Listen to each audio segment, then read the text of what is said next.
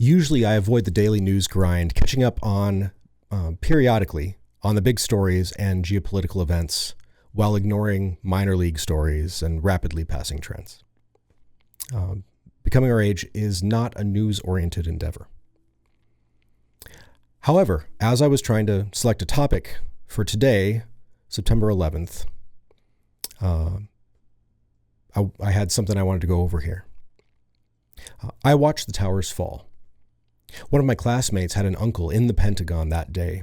Several of my friends joined the military as a result of it. That event unified in America in a way that we had not seen in the last 2 decades. There were good things and bad things that came out of that, and not everyone was telling the truth. However, that togetherness was there, and it faded over time. Yesterday, September 10th, Charlie Kirk was assassinated. The death of any man is tragic. Some deaths hurt more than others based on proximity, the reason or method of their death, or whatever's preventable. We've accepted a lot of deaths, right? Old age, cancer, heart disease, they seem inevitable and far off until they aren't.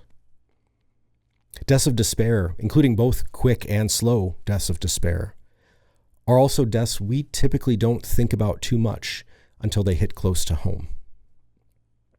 Even murders, when they're related to gang violence or war in a far-off place, are often accepted or overlooked as inevitable until they relate to us directly. However, some deaths capture the interest and imagination of all of us. Charlie Kirk's assassination is one of those.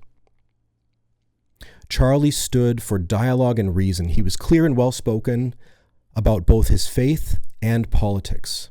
Yet he invited open disagreement and discussion. He studied ideas thoroughly and was well-read. Charlie openly said he did what he did to save the country because when people stop talking, violence breaks out. He wanted us to avoid violence. I want to be clear, BOA is not a political channel. Public assassination should not be a political issue. If you catch yourself reveling in Charlie's death because of what he stood for, check yourself. If you catch yourself being steeped in a desire for revenge against Charlie's killer because of what he stood for, check yourself. Plato, of Greek fame, talked about how men are ruled by either force or reason. One of the ways that humans are unique is our ability to share ideas with each other. To me, yesterday's event is a warning. History suggests that our natural state is force and domination, not peace and reason.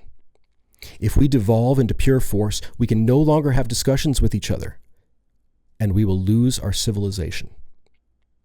Those who want better must stand up and demand it from each other. Let us see this assassination for what it is, an evil act that is impermissible in the society in which we live. Those who embrace it and killings like it should be viewed with great suspicion and ostracized.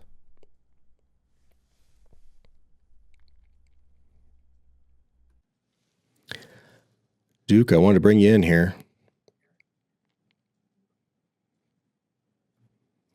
We both have strong feelings on this. It hits close to home. Did you want to add to what I wrote there? No, I think you said it very eloquently. I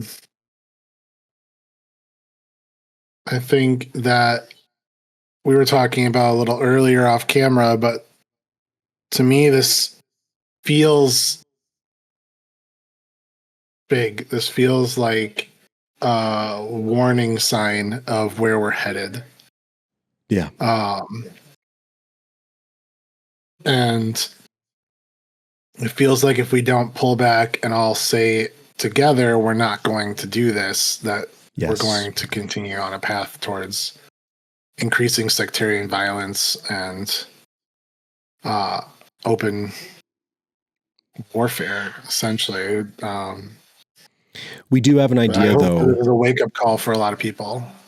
Yeah. We do have an idea, though, that this was a politically motivated assassination, right? And so, we have, and there's another death that people are talking about a lot this week. But I mean, it was a schizophrenic murdered somebody on a train. Yeah. We can kind of understand it. It's a schizophrenic, right? And it's a schizophrenic. And per the reports I've heard, his mom begged for him to be kept in jail because she thought he would hurt somebody, and he had beaten up his sister significantly, right? He was and so that to us, we look at something like that and we go, man, mental illness is really tough. Proper administration of justice is tough. And how do you map these things together? That one's really messy and horrible, and I think preventable. However, this is politically motivated assassination that is being cheered on. I don't think anybody's saying, and I don't think any reasonable person is saying, that girl on the train deserved it, right? But there are definitely people who are saying Charlie deserved it, and he didn't. And almost all the justifications I've seen aren't backed up by facts. They're just backed up by, I don't like him. Okay. Yeah, basically. That's the thing that's scariest to me is I see people saying, oh, well, he supported gun rights, so this is what he deserves. Or he supported this or that cause. And I'm like, there's a lot of people who believe that we should have guns. There's a lot of people who believe this. Are you saying that all of them deserve to die for that belief? Because that's the logical conclusion from trying to make that argument. I think the logical conclusion, I think you're expecting here a chain of reason that they're not following. I think abandoning reason for force is part of the problem here. And so when people are justifying force that they like, they may retroactively give you reason to justify why they did what they did or why they support what happened. But really, they just feel like they like it. It gives them a good feeling. And then they want to justify it after the fact. And this is how, humans work overall. We largely make our decisions emotionally and then justify them later with reason. So I'm not saying it's necessarily abnormal. Yeah. I just want us to be very, very cautious when we use force, how we justify it, and when we support somebody else's use of force, how we justify it. And it should be careful. Misapplication of violence is awful. The thing that ties those two events, because you were talking about that event earlier in the week with that young woman, and that also wrecked me. And it's been a hard week for me just seeing those images. But just the cowardly nature of both of those instances where she was sitting, there was no warning. There was no indication that, like, she was just on her phone. She was not aware that anything was happening. She had done nothing to draw attention or whatever. And like, it's just and Charlie was in a similar thing where he's just going about his business. He's doing his everyday thing. Mm-hmm. This is what he does for a job. This is what he did as a mission for him. This was he started Turning Point when he was 18 years old. This has been his entire adult life, is doing this work. And there was no warning. There was no indication that anything would happen. There was no, like, he literally was there one moment and then gone the next, and there was no warning. And it draws into perspective, how precious our lives are, how quickly it can be taken from us. That woman was 23. He's 31. Yeah. And with no warning. It's not there. I mean, it's startling to think about how quickly your life can just be taken from you. It's, I mean, it's touched on in scripture, like, do not say we'll go here or there today or tomorrow. You don't know what tomorrow holds. Like, there's what's the verse? He says, this night your life is demanded of you. Like, none of us knows. But it just feels very cowardly, the nature of the attacks, and it feels like it could happen in any context, in any place. And I guess that's probably the point. But yeah, that's one of the hard things about it. You draw the parallel of the suddenness, and that's true. The motivations, though, that's where I think, as human beings, we look to intent as part of our justice system, right? And as part of our understanding of how the world is and how we should deal with people who don't interact with society the way we want them to. Looking at intent, looking at the mental state of the person, one of them is being told by voices to enact violence. And the other one is committing a very planned out event with a method of escape. And there's a whole lot of moving parts that go into that. There's a whole lot more built into that than,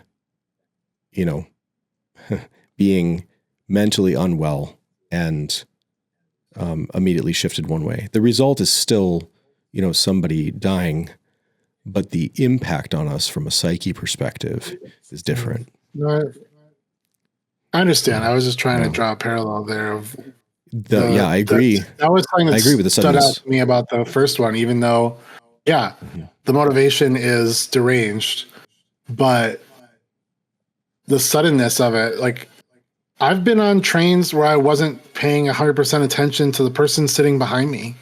Mm-hmm. If we can't live in a society where we can operate on the assumption that if we turn our back on someone for a second, we could be murdered by them. Mm-hmm. That's not, you can't have a society that way. Like, it's unfortunate. Like, fortunately it's not every person that acts that way, but when you watch the video, you can't tell looking at him that he was capable of doing that or would do that. There's nothing. It's not like he's wearing a sign. It's not like he's wearing like a gown, like he just escaped from an institution. Like, right. It could be anyone behind you on the bus. And that's really kind of horrifying to think of, that's what our system is working on right now, that these people, we have means to restrain these people or to get them the help that they need. And we just aren't, for whatever reason, whether they need to be in prison or they need to be in a mental institution or both. Yeah. It's a challenge. It's difficult. You just reminded me to bring a slight amount of levity to the situation. You just reminded me that one day I was riding a bus. I did a park and ride thing for a particular reason that I don't want to go into, but I did a park and ride and wasn't driving into the city that day, going downtown, and I snuck up on one of the black belts from my dojo on the bus. He wasn't paying attention. And I snuck up and I got immediately next to him. And then I poked him in the ribs. And that's kind of a rule of, if you, at this particular place, if you can sneak up on somebody, they're not paying enough attention. They're not aware. They're not defending themselves. So you should always be aware in public, and you should always have your eyes up. And so, but yeah, I kind of gradually changed seats over the course of like 10 or 15 minutes. I was changing seats, and then sat down next to him, poked him in the ribs. And it was very much an aha, gotcha moment. But a reminder for both of us, but for him in particular, pay attention. You don't know what's going on around you. And so anyway, that's kind of a silly example of something serious. So it's a good way one to of the other practice things, situational awareness. Yeah. Another thing I'm concerned about is that, when there's a big, when something big goes on in a country, right? When there's some sort of major movement politically, and there's a lot of violence, the moderates tend to get killed first, because everyone goes to a team, and that's where you get protection. You're protected by your team. And the people who cannot be quickly identified as allies are immediately considered enemies. And so if you have heterodox thoughts, if you have combination thoughts, if you try to split the baby at all, bad analogy there, but if you try to split the baby at all, you will definitely experience the wrath of all of it. There's no middle space. There's no talking to the other side. It's just team on team violence. And we so want to stay away from that. It's a scary situation. Well, it's tribalism. This tribalism, It dates back. It's a very primal instinct inside of us to, if you're not with me, you're my enemy, kind of, to borrow from Star Wars. There's not a lot of room for nuance in a situation when your brain says, I am under threat. Yeah, exactly. Right or wrong, whether your brain is right or wrong, when your brain thinks you're under threat, you resort to very primal thinking and very primal instincts very quickly. Yeah. That's how mob violence happens. That's how riots happen a lot of times. People get triggered into something that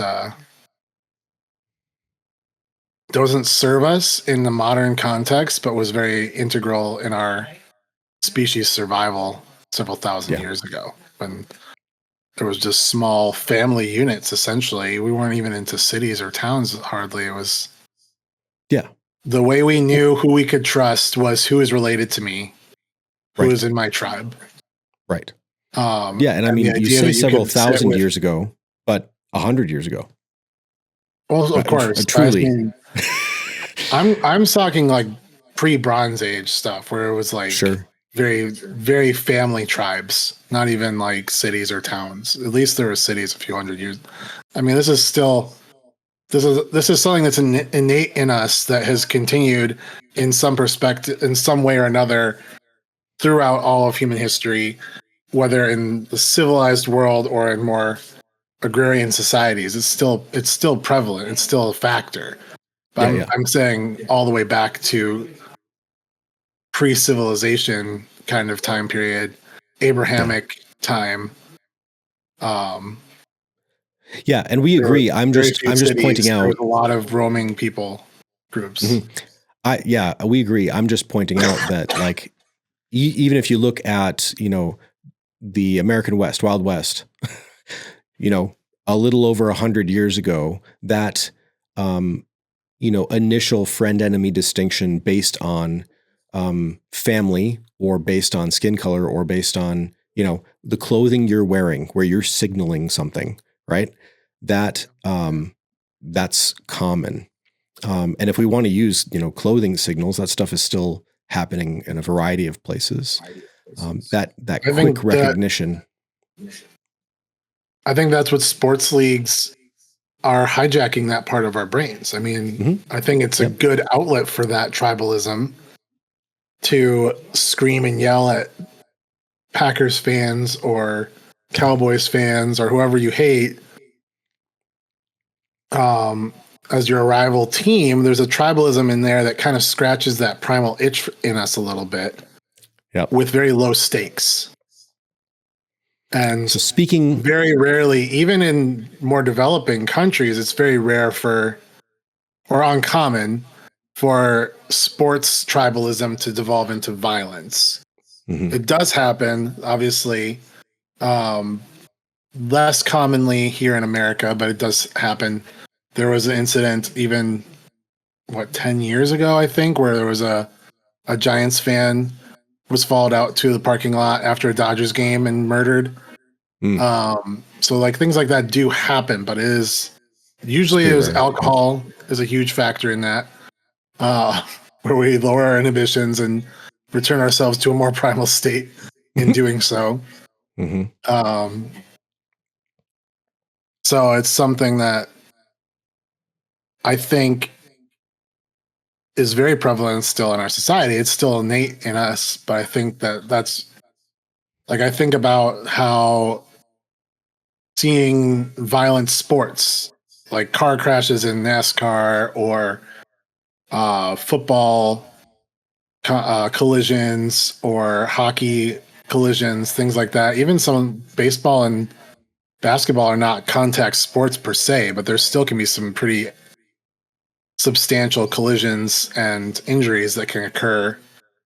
And I often think about that in the context of the gladiatorial games in the Colosseum and how popular those were. And those were kind of the sporting events. There just were a little higher stakes than what we see. But there is like this, I think there is something in at least a lot of human beings that has like a taste for violence. We see it in movies. I'm not sure if that also is back to like when we were warring tribes roaming around the countryside, that we needed to have a taste for violence to be able to survive, or what. But I think that sports is like a stand-in for a lot of our more primal parts of ourselves. Yep. My side win. My team win. My side good, your side bad. Yep. So you mentioned Dallas earlier, and I thought I'd share something with you. So a woman was saying to her husband, "Hey, if you were going to place a bet on, whether or not the sun would rise tomorrow, and you had 30 years of evidence that the sun came up every single day for 30 years, would you bet in favor of the sun rising or in favor of the sun not rising, even if you had, some pretty clear odds, right? Where, you get a lot more upside if you guess on the sun not rising, and it does. And he says to her, well, I'd bet on the sun rising. It's come up every day, right? So I would bet on the sun rising. And she said, then why the heck are you betting on the Dallas Cowboys? They haven't won a Super Bowl in 30 years. Anyway. Yeah. I think I saw a video of something like that. I don't know. Yeah. If it's the same one you saw. Could be. I liked it. It made me chuckle. I don't have a whole lot of stake in American football, so I let those jokes go here and there. I've told a few that my wife really hates, which makes it funnier for me. You've told a few that your wife likes. The rest of them. Mm-hmm. Well, good. Yeah. Anything else to throw in here? I think that's about all we have to say about that. Just Godspeed, Charlie. Never met the man, but I had a lot of respect for him from afar, and his ability to articulate his beliefs and his arguments was very high. He's very good at it. Even if even if I didn't agree, I was respected his willingness to engage in conversation with people who, a lot of people are very conflict averse, and he was never one to shy away from having very hard conversations. And that's always going to rub people the wrong way, I think, being willing to have hard conversations in public in a very cavalier way sometimes, but praying for his wife and his children for sure. They didn't deserve that at all. Charlie didn't either, but they even less so. So yeah, and what a day to remember here too. So September 11th. Remember how we came together, even if you believe the reason we came together was a lie. there's a lot to be said there, but remember how we came together. Remember that we can, yes. And remember the heroic activities of the first responders those days, and how they helped people out of desperate situations, and how they sacrificed their long-term health in order to give more people a chance. So, yeah, I think that's good for now. Hey, here at Becoming Our Age, usually we're focusing on becoming an adult, even if you're already an adult. And we do that through learning laughs, relationships, and responsibility. Duke, thanks for being here today. And if you're watching, push those algorithm buttons. Some of them will make you type. Some of them will just, give you a little thumbs up. Thank you very much. Go hug someone you love today.